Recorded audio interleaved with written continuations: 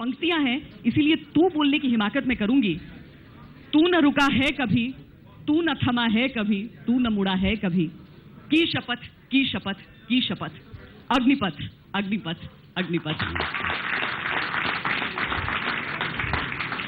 क्योंकि अमूमन इतना वक्त कोई एक इंडस्ट्री में अगर बिताता है, उसके बाद जब हम उस शख्स के समक्ष बैठते हैं तो हम बीती बातों के बारे में बात करते हैं, लेकिन ये तो 3 फिल्मों की शूटिंग एक साथ कर रहे हैं। अभी भी एक शूट से लौटे हैं अमित जी आप? जी, अब चल रही है अभी शूटिंग इसकी। वजीर जी, ऐसा बताया जा रहा है कि उसमें आप व्हीलचेयर बाउंड हैं, यानी पूरी फिल्म में आपके जो सारे इमोशंस होंगे वो एक एंग्री यंग मैन का वॉक नहीं होगा, वो सारी चीजें नहीं रहेंगी, बल्कि अमित जी की आंखें बोलेंगी, उनकी बातें बोलेंगी, उनके शब्द रहेंगे। अब जैसा किरदार मिला है वैसे उसको निभाना पड़ेगा। विनोद चोपड़ा और अभिजात जोशी इनकी फिल्म है, उन्होंने इसकी पटकथा लिखी है और उसमें ये एक अपाहिज है, तो ऐसी भूमिका निभानी है, इसलिए कुर्सी पर कुछ ऐसा समझ नहीं आता जो बचा हो, लेकिन फिर भी आप कुछ नया निकाल कर ले आते हैं। पा के बाद मैं नहीं निकालता हूँ, वो लोग निकाल रहे हैं, लेकिन चुनते तो आप ही को हैं, आप ही की तस्वीर, आप ही का अक्स उमड़ता है। भाग्यशाली हो कि इस उम्र में भी कुछ लोग चुन लेते हैं मुझे। सचमुच किसी को भी फिल्म बनाने का मौका मिलेगा, पहले हीरो के चॉइस आप ही होंगे। ऐसी कोई बात नहीं। इसके अलावा एक दूसरी फिल्म आप कर रहे हैं जो है शमिताभ। जी हाँ, ये बहुत बोलचाल की भाषा में होता है, अमिताभ शमिताभ, ये उसी तरह का शमिताभ है? ये तो देखने के बाद पता चलेगा। अभी लेकिन वो पहले रिलीज होने वाली है फिल्म। जी हाँ, वो 6 फरवरी को रिलीज होगी। लास्ट स्टेजेस में ये जी आर बाल्की, जिन्होंने मेरे साथ चीनी कम और पा फिल्म बनाई थी जी। इसमें धनुष हैं जो कि दक्षिण भारत से, रजनीकांत के सन इन लॉ, और अक्षरा कमल हसन की सबसे छोटी बेटी, ये उनकी पहली फिल्म है, तो हम 3 हैं इसमें। बहुत बढ़िया। और एक फिल्म आपकी आ रही है पीकू। पीकू जी। जितने भी लोग ट्विटर पर आपको फॉलो करते हैं, और सारे करते हैं मुझे लगता है, कोई ऐसा नहीं होगा जो नहीं करता होगा, उसमें आपने जिक्र बहुत बार किया है कि आपको अपने पुराने दिन याद आ रहे हैं, बहुत सारी चीज़ें। और जब हमने देखा तो पता चला जब आप ग्रेजुएशन करके कोलकाता गए थे तो वहाँ पर एक बॉक्स वाला की तरह वहाँ पर आप काम करते थे। हालांकि हम सब चाहेंगे कि आप बांटे, क्या था वो दौर, क्या है वो सारी चीज़ें? वो क्योंकि इसकी शूटिंग कलकत्ते में हो रही थी, तो जितनी भी पुरानी यादें थी वो सब सामने आ रही थी। ग्रेजुएशन करने के बाद दिल्ली से नौकरी ढूंढने गया था मैं कलकत्ता, और वहाँ पर 7 साल में रहा। तो अब तो बहुत बदल गया, लेकिन जब उन गलियों में जाते हैं तो पुरानी यादें याद आती हैं। एक बॉक्स वाला क्या करता है? ये मुझे तो ये बताइए, बॉक्स वाला होता क्या है? पहले मुझे शब्द ही नहीं मालूम क्या होता। जी, यही शब्द पढ़ा मैंने आपके बारे में कि आप कोलकाता में थे, शायद कोई मल्टीनेशनल कंपनी। जी नहीं, ये एजेंट ब्रिटिश एजेंसी हाउसेज होते हैं जो कि मैनेज करते हैं किसी का बिजनेस। अब उनको बॉक्स वाला कहते हैं, मुझे मालूम नहीं क्यों बॉक्स वाला कहते हैं, लेकिन जी हाँ, उनके यहाँ नौकरी की थी मैंने। उनके यहाँ 7 साल का वक्त? जी 7 साल। जिसके बाद अमित जी उसके बाद एक इश्तेहार निकला फिल्म फेयर और माधुरी का। माधुरी दीक्षित नहीं, माधुरी जो मैगजीन थी जी, उनका इश्तेहार निकला था कि वो ऐसे लोगों की तलाश में है जो कि फिल्म इंडस्ट्री में प्रवेश करना चाहते हैं, और एक कंपटीशन था, उसमें बहुत से लोग अप्लाई करते थे। फिर उसके बाद आपको एक अवसर मिलता था जहां आप जाकर के एक स्क्रीन टेस्ट दें, अपनी एक्टिंग का नमूना दिखाएं आप, और फिर उसके बाद अगर आप चुने गए तो आपको 5,000 रुपये मिलने वाले थे। और तकरीबन 6 बहुत ही प्रख्यात जो कि डायरेक्टर्स थे उस ज़माने के, उनके साथ काम करने का अवसर मिलेगा। तो मुझे लगा कि ये बहुत अच्छी चीज़ है, उसमें फिर अप्लाई किया मैंने, और प्रिलिमिनरीज में ही फेल हो गया, तो फिर वापस आ गया। लोग अभी भी हौसला हासिल करते हैं उस चीज़ को सोचकर, जब भी कोई किसी चीज़ में फेल करता है उसे कहा जाता है अमिताभ बच्चन को भी रिजेक्ट किया गया था। नहीं, ऐसी कोई बात नहीं है। बहुत से लोग जाते हैं वहाँ और फेल हो जाते हैं, लेकिन एक बार मन लग गया, उसके बाद फिर मैंने अपनी नौकरी छोड़ दी और फिर मैं मुंबई आ गया काम ढूंढने के लिए। क्योंकि हम फ्लैशबैक में जा ही चुके हैं, इसलिए हम सुपर फ्लैशबैक में जाते हैं। जब अमित जी आज भी बाबूजी श्री हरिवंश राय बच्चन का जिक्र आता है सामने, तो हम एक अलग अमित जी को देखते हैं, एक अलग बच्चन साहब को वहां पर देखते हैं। हमने एजेंडा के लिए जब सबको आमंत्रित किया था और उसमें कहा था अमिताभ बच्चन के साथ हमारा सेशन होने वाला है, तो हमने मधुशाला का जिक्र किया था। आपकी आवाज, वो अल्फाज मिलते ही एक अजीब सा जादू, अजीब सा तिलिस्म आता है वहां। अमित जी की सबसे पसंदीदा पंक्तियां उसमें कुछ हैं जो आप बार बार पढ़ते हो, बार बार कहते हो? कुछ पंक्तियां हमारे लिए कह दें यहाँ पर। मुझे कुछ पंक्तियां याद है, मैं सुना दूंगा। जी जरूर। हम तो यहाँ से, मैंने तो यहाँ रखा है कि उसमें मैं पलट पलट के बोलूँ, ये वाला भी सुना दीजिए। जी, मधुशाला 1933 में लिखी गई थी, 1933, और 1935 में पहली दफे उसका प्रकाशन हुआ। पहली बार बाबूजी ने मधुशाला बनारस हिंदू यूनिवर्सिटी में एक कवि सम्मेलन हुआ तो वहाँ सुनाई थी। तकरीबन 135 उसके क्षण हैं, पंक्तियाँ हैं, और जब शुरू किया तो फिर लोगों ने उनको रुकने नहीं दिया और पूरी 135 पंक्तियाँ उनको याद थी और पूरी 135 पंक्तियाँ उन्होंने एक ही सिटिंग में उनको गा करके सुनाया था। उसके बाद काफ़ी वो प्रचलित हो गई मधुशाला, और आज भी मुझे बड़ा ताज्जुब है कि आज के भी बहुत से लोग हैं यहाँ पर जो कि उसको सुनना चाहते हैं। कुछ पंक्तियाँ उसकी सुना देता हूँ। बाबूजी तो इसे गा करके सुनाया करते थे, यहाँ तो गाने लायक मैं हूँ नहीं। कि मदिरालय जाने को घर से चलता है पीने वाला, मदिरालय जाने को घर से चलता है पीने वाला, किस पथ से जाऊं असमंजस में है वो भोला भाला। अलग अलग पथ बतलाते सब, अलग अलग पथ बतलाते सब, पर मैं ये बतलाता हूं कि राह पकड़ तू एक चला चल, पा जाएगा मधुशाला। एक बरस में एक बार ही जलती होली की ज्वाला, और एक बार ही लगती बाजी जलते दीपों की माला। दुनिया वालों, किंतु किसी दिन आ मदिरालय में देखो कि दिन को होली रात दिवाली रोज मनाती मधुशाला। मुसलमान और हिंदू हैं दो, एक मगर उनका प्याला, एक मगर उनका मदिरालय, एक मगर उनकी हाला। दोनों रहते एक न जब तक मंदिर मस्जिद में जाते, बैर बढ़ाते मंदिर मस्जिद मेल कराती मधुशाला।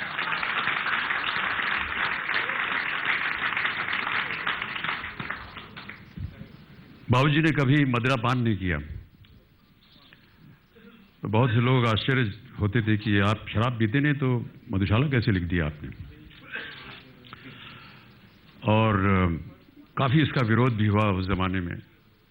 ऐसा विरोध हुआ कि मधुशाला जो है वो जो नई पीढ़ी है, जो नौजवान पीढ़ी है, इसको गुमराह कर रही है।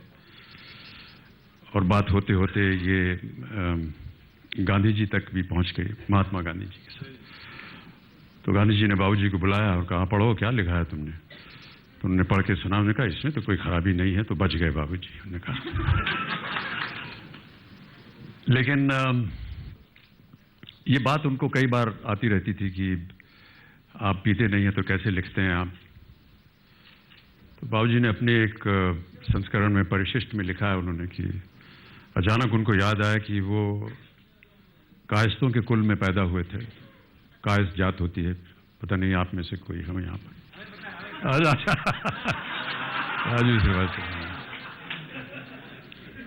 तो कायस्तों के कुल में पैदा हुए जो कि पीने के लिए बहुत मशहूर थे और प्रसिद्ध थे। और पृथ्वीराज चौहान जब अंधे किए गए और शहाबुद्दीन गौरी के दरबार में उनको लाया गया अंधे होकर के, उनको शब्द वेदी बाण चलाने की जब बात हो रही थी, तो उस समय चंद बरदाई जो कि दरबार में थे, उनकी एक रोसो छपी थी, जिसमें एक छप्पे में उन्होंने बयान किया था कि अलग अलग जाति के लोगों को अगर प्रधान बना दिया जाए, अलग अलग जाति के लोगों को अगर प्रधान बना दिया जाए तो उनका व्यवहार कैसा होगा। तो वैसे ही उन्होंने कहा कि ऐसे मन से उन्होंने सोचा, अभी याद नहीं क्या था वो रासो, कि क्षत्रिय होए प्रधान खाए खंडव दिख रहा है। क्षत्रिय को अगर आप प्रधान बनाएंगे देश का तो खाएगा और खंडक यानी तलवार दिखाएगा। साहू होए प्रधान, भरे घर राज थमावे। बनिया को अगर बनाएंगे आप प्रधान तो वो अपना घर भरेगा और राज किसी और को थमा देगा। और कायत होए प्रधान, हो निसी रहे पियन तो दिन भर जो है वो पीता ही रहेगा कायस्थ। तो वहां से उन्होंने लिखा कि मैं कायस्थ कुलोद्भव मेरे पुरखों ने इतना ढाला, मैं कायस्थ कुलोद्भव मेरे पुरखों ने इतना ढाला कि मेरे तन के लोहू में है 75% हाला। और पुश्तैनी अधिकार मुझे है मदिरालय के आंगन पर, पुश्तैनी अधिकार मुझे है मदिरालय के आंगन पर, मेरे दादों परदादों के हाथ बिकी थी मधुशाला। फिर मृत्यु के ऊपर भी उन्होंने लिखा था, थोड़ी सी गंभीर है वो बातें, यम के ऊपर कि यम आएगा साकी लेकर हाथ लिए काली हाला, पी न होश में फिर पाएगा सुरावी सुध ये मत वाला। ये अंतिम बेहोशी, अंतिम साकी, अंतिम प्याला है, पथिक प्यार से पीना इसको, फिर न मिलेगी मधुशाला। हमारे यहाँ जब मृत्यु होती है तो बहुत सारी क्रियाएं होती हैं, उसमें भी लिखा है कि मेरे अधरों पर हो अंतिम वस्तु न तुलसी दल प्याला। तुलसी मेरे होंठ पे मत रखिएगा, प्याला रख दीजिएगा। और मेरी जिह्वा पर हो अंतिम वस्तु न गंगा जल हाला, गंगा जल की जगह हाला रखिएगा। मेरे शव के पीछे चलने वालों याद इसे रखना, राम नाम है सत्य न कहना, कहना सच्ची मधुशाला। और मेरे शव पर वो रोए हो जिसके आंसू में हो हाला, मेरे शव पर वो रोए हो जिसके आंसू में हाला। आह भरे वो जो हो सुरभित मदिरा पीकर मतवाला, दे मुझको वे कंधा जिनके पद मद डगमग होते हैं, दे मुझको वे कंधा जिनके पद मद डगमग होते हों, और जलूं उस ठौर जहां पर कभी रही हो मधुशाला। और चिता पर जाए उंडेला पात्र न घृत का पर प्याला, और चिता पर जाए उंडेला पात्र न घृत का पर प्याला। घंट बंधे अंगूर लता पर मध्य न जल हो पर हाला। प्राण प्रिय यदि श्राद्ध करो तुम, मेरा तो ऐसे करना कि पीने वालों को बुलवाकर खुलवा देना मधुशाला।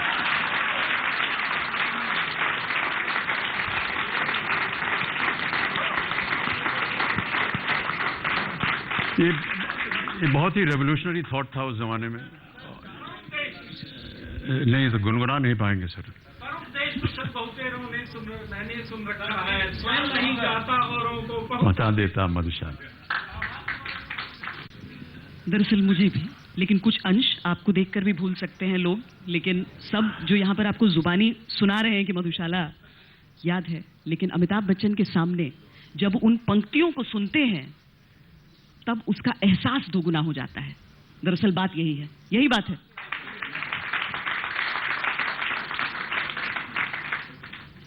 मधुशाला बहुत ही प्रचलित रही, लेकिन बाबूजी का काम जो है वो तो आप जानते हैं बहुत ही विस्तार में था।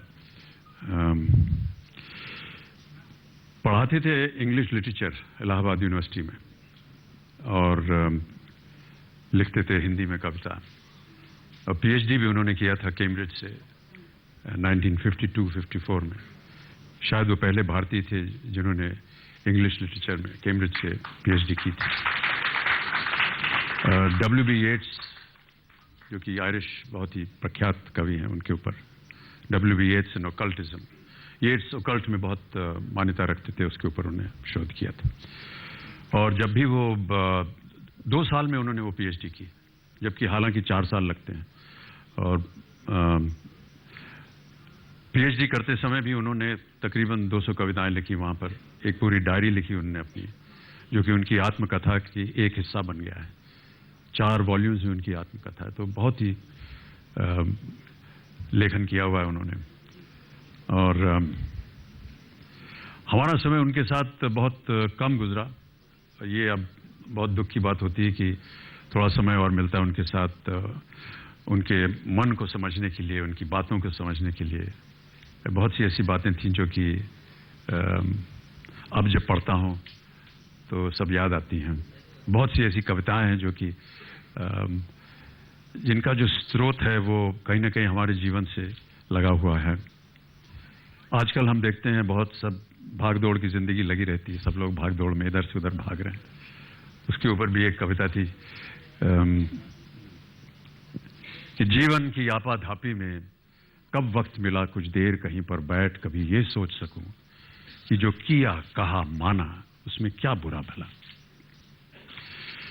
ये देखिए, कविता की एक बड़पन होता है जहां पर जो आप व्यक्त करना चाह रहे हैं उसमें कहीं ना कहीं एक मूवमेंट भी सुनाई दे। तो जब बाबूजी से पढ़ा करते थे तो ये दिखाना चाहते थे कि क्योंकि ये जीवन है आपाधापी, भागदौड़ मची हुई है, एक रश ऑफ लाइफ है ये। तो वो इसकी पहली जो पंक्ति वो इस तरह होती कि जीवन की आपाधापी में कब वक्त मिला कुछ देर कहीं पर बैठ कभी ये सोच सकूं जो किया कहा माना उसमें क्या बुरा भला। इसमें लगता था बोल करके कि बहुत तेजी से रफ्तार से जीवन चल रहा है। तो जिस दिन मेरी चेतना जगी मैंने देखा मैं खड़ा हुआ हूं इस दुनिया के मेले में, हर एक यहां पर एक भुलावे में भूला, हर एक लगा है अपनी अपनी दे ले में। कुछ देर रहा हक्का बक्का भौचक्का सा आ गया, कहां क्या करूं यहां जाऊं किस जहां। फिर एक तरफ से आया ही तो धक्का सा, मैंने भी बहना शुरू किया इस रेले में। यूं बाहर की ठेला पेली ही क्या कम थी जो भीतर भी भावों का हुआ पो मचा। यूं बाहर की ठेला पेली ही क्या कम थी जो भीतर भी भावों का हुआ पो मचा। जो किया उसी को करने की मजबूरी थी, जो कहा वही मन के अंदर से उबल चला। जीवन की आपाधापी में कब वक्त मिला कुछ देर कहीं पर बैठ कि मेला जितना भड़कीला रंग रंगीला था मानस के अंदर उतनी ही कमजोरी थी। मेला जितना भड़कीला रंग रंगीला था मानस के अंदर उतनी ही कमजोरी थी। जितना ज्यादा संचित करने की ख्वाहिश थी उतनी ही छोटी अपने कर की झोरी थी। जितना ही ठहरे रहने की थी अभिलाषा उतना ही रेले तेज ढकेले जाते थे। क्रय विक्रय तो ठंडे दिल से हो सकता है, ये तो भागा भागी की छीना छोरी थी। अब मुझसे पूछा जाता है क्या बतलाऊं, क्या मान किंचन बिखराता पथ पर आया। वह कौन रतन अनमोल मिला ऐसा मुझको जिस पर अपना मन प्राण निछावर कराया। ये थी तकदीरी बात मुझे गुण दोष न दो। जिसको समझा था सोना वह मिट्टी निकली, जिसको समझा था आंसू वह मोती निकला। जीवन की आपाधापी में कब वक्त मिला कुछ देर कहीं। इसी तरह कविता चलती जाती है आगे। और कई कविताएं पाठ्यक्रम का भी हिस्सा होती हैं। बाबूजी की कई कविताएं हैं जो बच्चे पढ़कर बड़े होते हैं, चाहे वो बाट की पहचान करनी हो, संबंधों के बारे में कहा जाए। एक कविता अगर आप मेरे निवेदन पर सुना दें, इस पार प्रिय मधु है तो। वो लंबी है बहुत कविता, कुछ पंक्तियां उसकी, कुछ हल्की फुल्की चीजें आपको सुना देता हूं। और आपने नौकरी की बात की थी, कलकत्ते जाकर के नौकरी की। देखिए जी जी जी मान्यवर, मेरे पास रात भर नहीं है।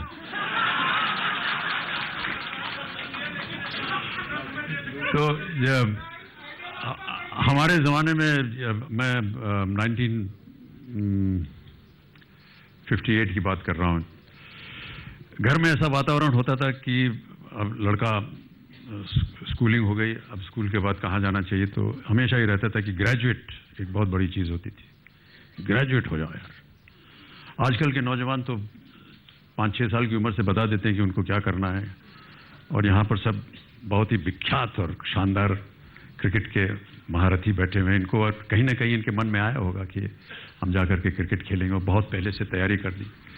हमारे ज़माने में ये था कि माँ बाबू जी कहते थे ग्रेजुएट हो जाओ। तो मैंने सीनियर कैम्ब्रिज किया था, उसके बाद ग्रेजुएशन किया 3-4 साल यहीं दिल्ली यूनिवर्सिटी से। लेकिन उसके बाद जब नौकरी ढूंढने गए तो कहीं मिले नहीं, और एक तरह से बड़ी एक फ्रस्ट्रेशन रहती थी, क्या करें, ग्रेजुएशन हो गया, कहाँ नौकरी मिलेगी। तो हम लोग साथीगण सब बैठ करके यहीं दिल्ली के कॉफ़ी हाउस में बैठ करके कोसते थे, यार ग्रेजुएशन हो गया, कहीं नौकरी नहीं मिल रही, क्या किया जाए। एक दिन एक भाई साहब थे, उन्होंने कहा यार ऐसा है, गलती हमारी नहीं है, गलती हमारे माता पिता की है, और गलती यह है कि उन्होंने हमें पैदा क्यों किया यार, दिस इज द प्रॉब्लम, पैदा किया इस वजह से आज हम लोग। मुझे लगा कि ये बहुत सही बात बोल रहा है, और जिंदगी में पहली बार और आखिरी बार बाबूजी के सामने में गया, कभी भी उनके सामने मैंने ऊंचे स्वर में बात नहीं की। मैंने कहा आज मुझे पता चल गया है कि वजह क्या है इन सब बातों की, आपने मुझे पैदा क्यों किया था। बाबूजी शांत रहे, कुछ बोले नहीं, और हम विलिंगडन क्रेसेंट में, जो कि अब उसका नाम शायद बदल गया है, मदर टेरेसा क्रेसेंट हो गया है, तीन मूर्ति के बगल में मकान था, वहाँ वो सुबह सुबह 4 बजे घूमने जाया करते थे। पीछे डिप्लोमेटिक एनक्लेव है, अब तो बहुत सारी एम्बेसीज बन गई वहाँ पर, पहले जंगल बियाबान होता था वहाँ। और वो 4 बजे उठ करके वो जब जाने लगे तो वो मुझे उठाते थे पढ़ने के लिए, तो एक कागज़ छोड़ गए बिस्तर पर, और मैं जब उठा तो मैंने देखा कि उन्होंने एक छोटी सी कविता लिख करके, जो रात को मैंने उनसे कहा था उसके उत्तर में उन्होंने ये कविता लिखी। उन्होंने लिखा कि ये कविता है कि जिंदगी और जमाने की कश्मकश से घबराकर मेरे बेटे मुझसे पूछते हैं कि हमें पैदा क्यों किया था। जिंदगी और जमाने की कश्मकश से घबराकर मेरे बेटे मुझसे पूछते हैं कि हमें पैदा क्यों किया था, और मेरे पास इसके सिवा कोई जवाब नहीं है कि मेरे बाप ने भी मुझसे बिना पूछे मुझे क्यों पैदा किया, और मेरे पास इसके सिवा कोई जवाब नहीं कि मेरे बाप ने भी मुझसे बिना पूछे मुझे क्यों पैदा किया था, और मेरे बाप को उनके बाप ने बिना पूछे उन्हें, और उनके बाबा को बिना पूछे उनके बाप ने उन्हें। जिंदगी और जमाने की कश्मकश पहले भी थी, आज भी है, शायद ज्यादा, कल भी होगी शायद और ज्यादा। तुम ही नई लीक रखना, अपने बेटों से पूछकर उनको पैदा करना।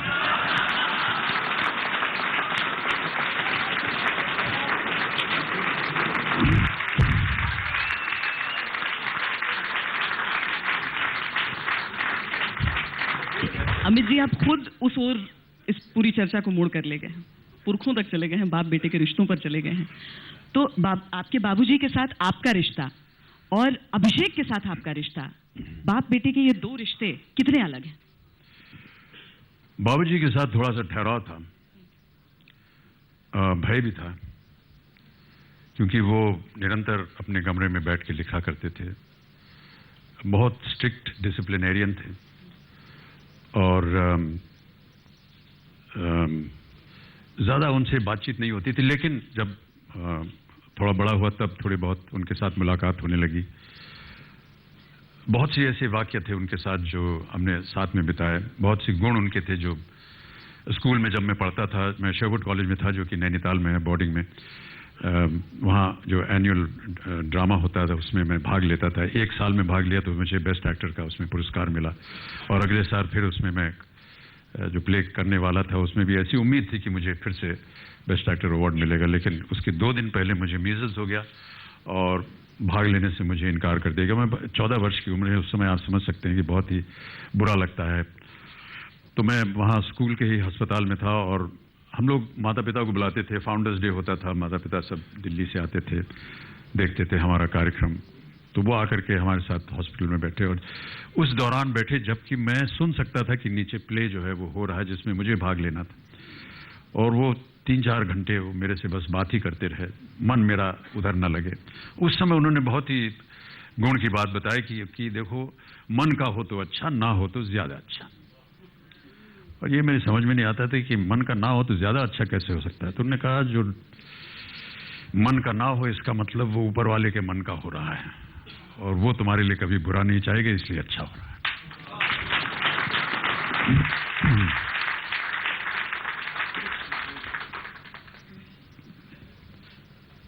बहुत सारी बातें हैं, पूरी रात निकल जाएगी बात करते। इसीलिए वो रिश्ता और अभिषेक के साथ आपका रिश्ता, यानी पिता के तौर पर अमित जी। जब मैं मैंने विवाह किया तो मैंने सोचा कि अगर यदि मुझे कभी पुत्र होगा तो वो मेरा मित्र होगा, और मैंने हमेशा अभिषेक को अपना मित्र माना है। और मैंने एक किताब में पढ़ा कहीं, शायद इमरान भाई को पता होगा, शायद पठानों में शायद मैंने ये किताब निकली थी पाकिस्तान के ऊपर, जहाँ पर ये बहुत ही अच्छी कहावत है कि जब बेटा जो है वो बाप के जूते पहन लेता है तब वो बेटा नहीं होता, उसका मित्र बन जाता है। तो मैंने यही सोचा कि तो अब वो मेरी पैंट कोट सब पहन लेते हैं और जूते भी पहन लेते हैं, मैं उनकी चीज़ें अब चुराता हूँ। तो मेरा रिश्ता उनके साथ एक मित्र का है और हमेशा रहेगा। बाबूजी के साथ ये रिश्ता अलग था, थोड़ा सा भय भी था जैसे कि मैंने कहा, और लेकिन आगे चल करके बहुत ही घनिष्ठ हो गया रिश्ता। वक्त की बात है, कहाँ जी, रहे वक्त वो की बात पीने है। वाले, कहाँ रही वो मधुशाला। इसी तरह समझ लीजिए आप,